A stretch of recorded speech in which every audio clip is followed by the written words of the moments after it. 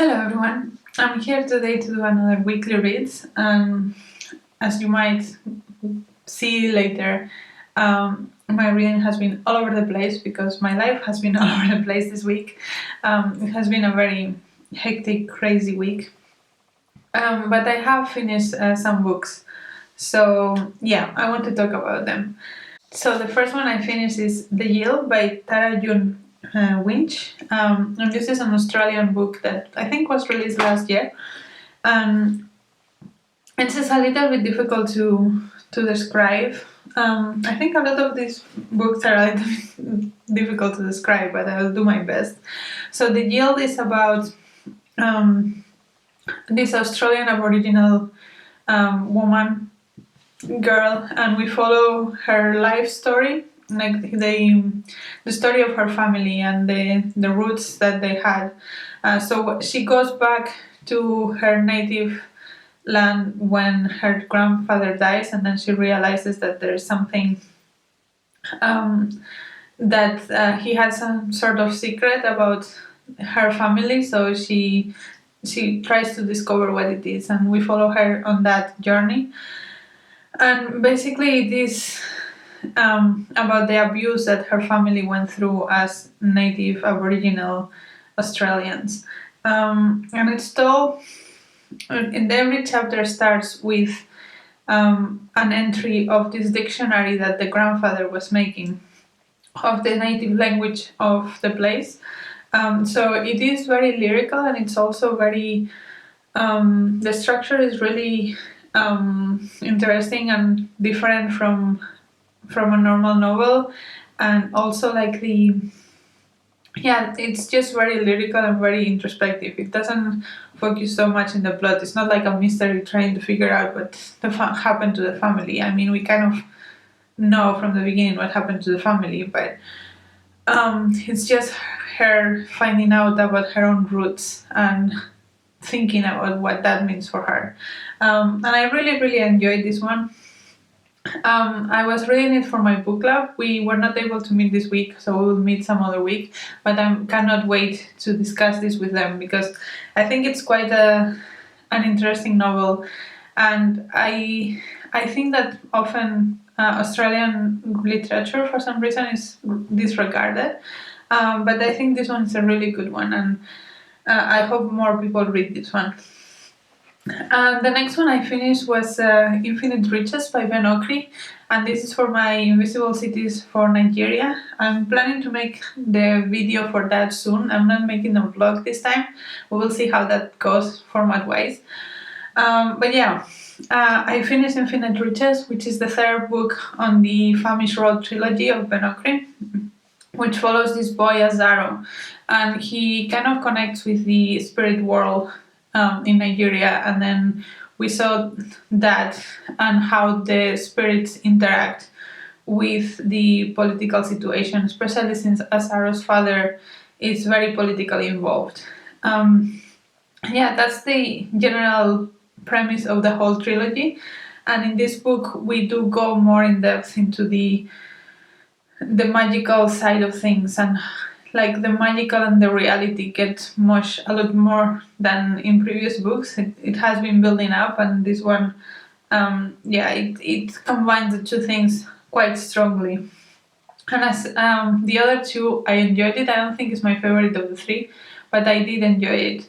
I think it's a great trilogy, and it gives a lot of insight of Nigerian politics and how they work, but also on Nigerian mythology and how often in Nigeria the real and the imaginary, or like the mythology, is so intertwined with the reality that it's also real in a way.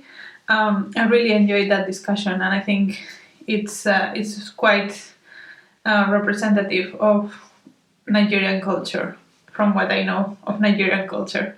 Those are the two physical books I finished. I also finished an audiobook, and that's The Dead Are Arising by Les Payne, but I cannot talk about it because it's for the book to prize judging, so I'll keep my thoughts to myself on that. but I finished it. It was a long audiobook, so yes. And now I'm reading a lot of things at the same time. So I'm still reading A Suitable Boy by Vikram Seth. I'm on page 462, so almost a third of the way in. And yes, I'm really enjoying this still. I think we are getting more into the relationships, and it's sometimes a bit complicated to follow up on all of the families' names. But once you are in there, maybe you don't care as much if you remember all the exact details, because if you remember the general gist of it, I think it is a very interesting book. A lot of the time is spent on exploring the different boys from these families, which I have the feeling by the name of the book that will have the potential to be suitable boys for Lata, which is one of the main characters. But also intertwined with that, there's a lot of politics of the partition in India mixed into all of these families and all of these decisions of who is a suitable boy and who is not. So yeah, I'm really enjoying this. I still want to finish this section. I think I have like 50 pages or something, 50 pages on this next chapter, which is supposed to be our goal for the week. So yeah, I have to catch up a bit on this, but I will do that soon. The other book that I am reading, I actually just started yesterday, is the Uninhabitable Earth by David Wallace-Wells, and this is my reread for this month.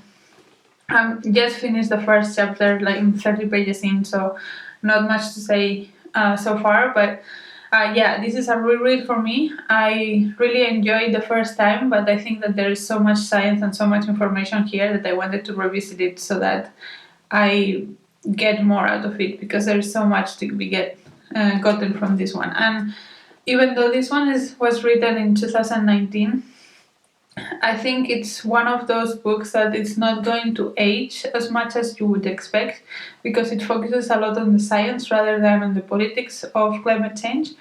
So yeah, I'm really enjoying this one. Also, I started like the first few chapters of The Sweetness of Water by Nathan Harris, which is part of the Booker longlist, and I don't have many thoughts about it yet. I think the writing is good, but the story seems a bit stereotypical of slaves on the US. So I don't know how I will get along with that one, but I'm liking the writing so far. So yeah, that's good. And then the other one that I'm reading in audiobook is also for the Booker longlist, and that's like Perpetual by Francis Spufford. And this one I'm about half of the way through, and it's I'm really liking the language in it. The descriptions are really detailed, but in a very factual, scientific way, which I'm really enjoying. And the audiobook has this British accent that I'm really into. And yeah, like the stories of the different characters. It's a multi-perspective book about these 5 kids that lived in London, and the first chapter is like, well, there was an explosion of a bomb during the Second World War, and all of these children died. But what will be the case of all these children's lives if they would not have died with that bomb? I did love the description of the bomb exploding. As I said, it's very scientific, but I don't know if it was necessary to start the story that way, because it's just about the life of these 5 kids, and some of them are people of color, some of them are white, some of them are British, low class, high class, so it gives you a little bit of a sense of the different prejudices in the society at the time, and I'm enjoying that. But I don't know if that first premise of what happens if these people would not have died made a lot of sense. But I'm enjoying it, and I will keep you updated on that one and my thoughts on that. So yeah, those are the books I'm reading at the moment.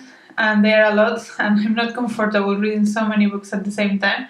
So I think basically my goal for next week is to finish as much of it as I can. The book are long list and the books that I have to read for the book to prize, because those ones I have to read.